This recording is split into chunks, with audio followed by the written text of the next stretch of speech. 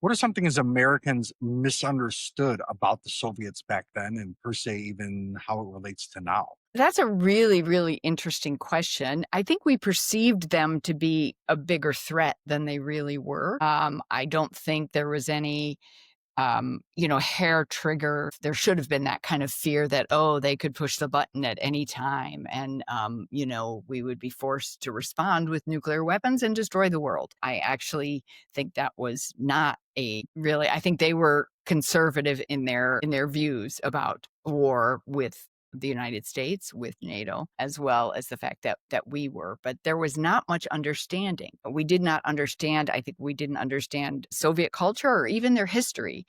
For World War II was really, at least for Vladimir Putin, the current head of Russia, it was the beginning of the apex of Russian power, Soviet power. 1945 to roughly 1980, I would say, the Soviet Union, I mean, their perspective is that Russia defeated Nazi Germany, that they are the reason we are all here today living free, because and they did contribute an enormous amount. I mean, I'm sure many of your listeners don't realize, but the United States and the UK together suffered under 1 million casualties in World War II, and that's both theaters.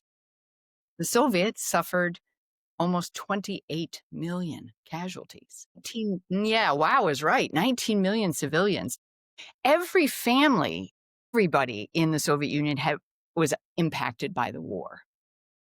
And that has carried forward. World War II is a much bigger part of their history than it is for the US, right? And now what's happened is Putin has taken that and he's put that into his program of nationalism, saying, this was when we were so great. Isn't war great? I mean, he doesn't say, isn't war great? But his whole point is, instead of saying war is horrible, we need to avoid it at all costs, which is what most Americans would say, right?